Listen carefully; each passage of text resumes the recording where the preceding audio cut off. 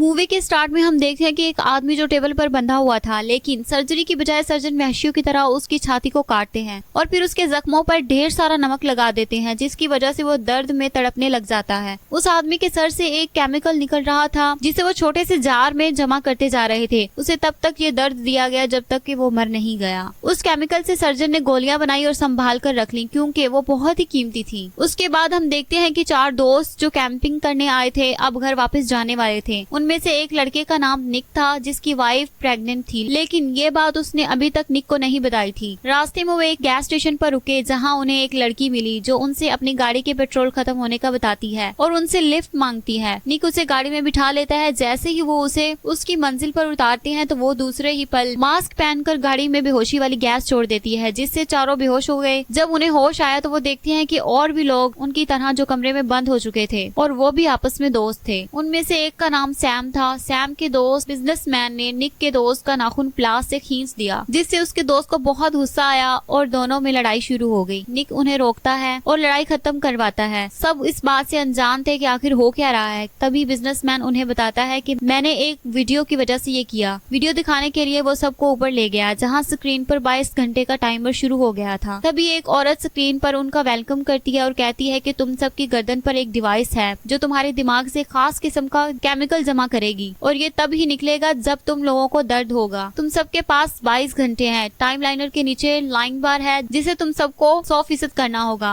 और अगर ना कर सके तो तुम लोग सोच भी नहीं सकते कि तुम लोगों के साथ क्या होगा। इसको पूरा करने के बाद ही तुम लोग यहाँ से जा सकोगे। यानी यहाँ जो भी हो रहा था वो वीडियो के स्टार्ट वाले सीन से जुड़ा हुआ था। यहाँ से बाहर निकलने के लिए उन्हें अपनी गर्दन पर लगे छोटे से जार को केमिकल से भरना था और वो ये काम एक एक को टॉर्चर करके ही पूरा कर सकते थे। वो भाग भी नहीं सकते थे क्योंकि घर पूरी तरह लॉक्ड था। अब एक दूसरे को तकलीफ देने के अलावा उनके पास और कोई रास्ता नहीं था। लेकिन उनमें से एक लड़का ये सब करने पर राजी नहीं था और वो घबराकर अपनी गर्दन पर लगी डिवाइस को निकाल देता है और वहीं उसकी मौत हो गई। एक लड़की ये देखकर रोने लग गई और कहने लगी कि तुम लड़के एक दूसरे को तकलीफ देकर ये लाइन बार पूरी नहीं कर सकते। जिस पर बिजनेसमैन ने कहा यहाँ कोई लड़का लड़की नहीं देखा जाएगा, तकलीफ सबको बर्दाश्त करनी पड़ेगी। तब बिजनेसमैन सबसे पहले टॉर्चर सहने के लिए तैयार हो जाता है क्योंकि वो जल्द से जल्द अपने बेटे के पास जाना चाहता था। फिर सब उसे कुर्सी पर बांध कर मारने लग जाते हैं। मारते मारते 1 घंटा गुजर जाता है लेकिन लाइन बार थोड़ी सी ही आगे बढ़ी थी, सिर्फ 7% तक आगे गई और वो थक भी बहुत गए थे। फिर उन्होंने सोचा कि हमें वो करना चाहिए जिससे टाइम भी थोड़ा लगे और तकलीफ भी ज्यादा हो। सैम उनसे कहता है कि अब इन औजारों से ही हमारा काम पूरा होगा। बिजनेसमैन ने पहले आकर गलती कर दी थी क्योंकि सारे खतरनाक तरीके उसी पर आजमाए जाएंगे। वो बिजनेसमैन को टेबल पर बांध देते हैं। एक लड़की जो बहुत जालिम बन गई थी जिसका नाम तारा था वो चाकू से उसके सारे नाखून काट देती है और फिर उसकी टांग से चाकू की मदद से गोश्त नोचने लग जाती है और फिर उसकी दोनों टांगे तोड़ देती है। इससे पहले कि वो उसे जान से मार देती सब उसे रोक देते हैं और उसे बातें सुनाते हैं, जिस पर तारा यही कहती है कि टॉर्चर की कोई हद नहीं बताई थी मुझे। उसके बाद बिजनेसमैन की सब ने पट्टी की क्योंकि वो बिल्कुल लाचार हो चुका था। उनके दरमियान फिर सवाल उठ गया कि अब अगला कौन होगा। निक की दोस्त किचन में गई और कांच की एक प्लेट को तोड़ दिया और उसी से अपनी उंगली काटकर खून से हर टुकड़े पर नंबर लिख दिए और सब ने टुकड़े उठाए और उनके नंबर के हिसाब से बारियां सेट हो गयी। अब सबसे पहले सैम की बारी थी और ये भी रूल बना दिया गया कि हद से ज्यादा कोई किसी को टॉर्चर नहीं करेगा। सिर्फ इतना टॉर्चर किया जाएगा कि परसेंटेज 6% ही ऊपर जाए। इस गेम के 2 राउंड होंगे, सबको 2-2 बार ही टॉर्चर सहना पड़ेगा, फिर ही ये लाइन बार मुकम्मल होगा। अब सैम की बारी थी तो वो टेबल पर लेट गया। उसके जिस्म पर पहले से ही जख्मों के निशान थे। उसे लिटाकर गरम इस्त्री उसके पेट पर लगा देते हैं। तभी सैम कहता है कि तुम लोग मेरे नाखून उखाड़ दो। निक ने उसके नाखून उखाड़ दिए और 6% होते ही उसकी बारी पूरी हो गई। वो बहुत बहादुर था, उसने आसानी से बगैर चिल्लाए दर्द सह लिया। अब बारी निक की थी जिसकी वजह से उसकी वाइफ रोने लग गई। उसके पास पेन किलर्स थी जो उसने कुछ खुद खा ली और कुछ जबरदस्ती निक को खिला दी। वो इस बात से बेखबर थी कि गोलियां खिला देने से दिमाग सुन हो जाता है और जिसकी वजह से खास किस्म का केमिकल भी नहीं बनना था क्योंकि दर्द सहने से ही वो बनता था। उसकी इस गलती की वजह से निक को 2-2 बार बहुत ज्यादा टॉर्चर सहना पड़ा, फिर जाकर उसका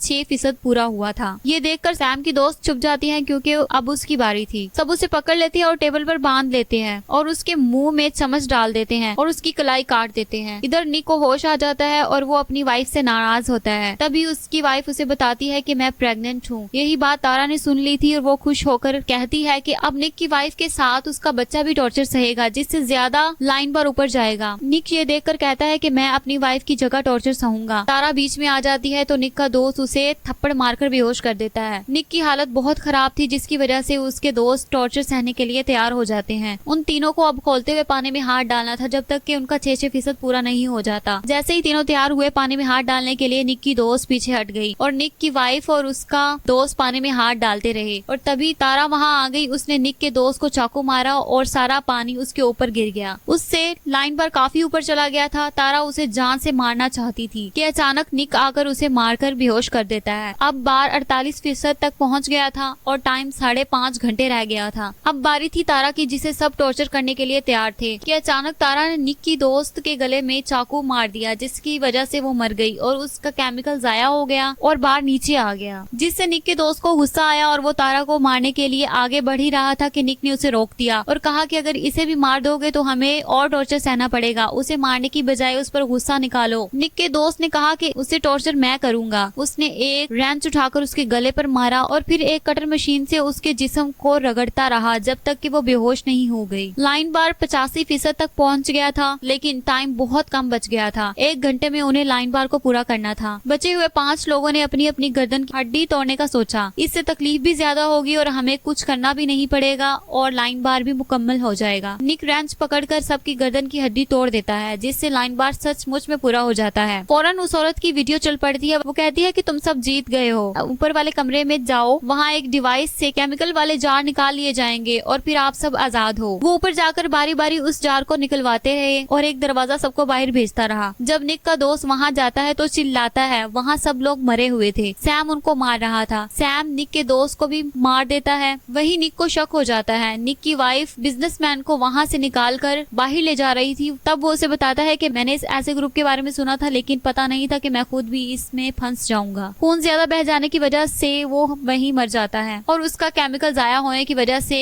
बार 89% पे आ जाता है। निक की वाइफ वहाँ फंस जाती है। अब बार को उसे ही पूरा करना था। वो भाग कर किचन में जाती है और खुद को अलग अलग तरीके से टॉर्चर करने लग जाती है, जिससे वो बार पूरा हो जाता है। वहीं सैम अपना तो जार निकाल लेता है, लेकिन वो एक बटन दबा देता है, जिससे सबकी डिवाइसेस पर लगा जहर चालू हो गया जो सबको मार रहा था। सैम ने बताया कि ये मेरा 5वां ग्रुप है जिसमें मैं ऐसे खुद को टॉर्चर करवा रहा हूँ, इसीलिए उसके जिस्म पर चोटों के निशान थे। वो इस ग्रुप का मालिक नहीं था, वो तो बस एक सर्वेंट था। निक के पास एक रेंच था जिससे उसने सैम पर हमला कर दिया और वो मर गया। उसने टेबल पर पड़ी एक दवाई खा ली, जिससे वो ठीक हो गया। डिवाइस भी वो निकाल चुका था। निक की बीवी बाहर आने की पूरी कोशिश कर रही होती है, लेकिन खून बह जाने की वजह से वो मारी जाती है। निक अकेला ही बच गया था। वो कटर से दरवाजे का लॉक काट कर वहाँ से भाग जाता है और उस लड़की की तलाश करता है जिसने निक और उसके दोस्तों को झांसे में फंसाकर बेहोश कर दिया था। काफी कोशिशों के बाद निक को वो लड़की मिल ही जाती है। वो उसे मारकर बेहोश कर देता है और उसके जरिए उसके ग्रुप तक पहुंचना चाहता था ताकि वो अपनी बीवी और बच्चे का बदला ले सके। यहीं पर कहानी खत्म हो जाती है।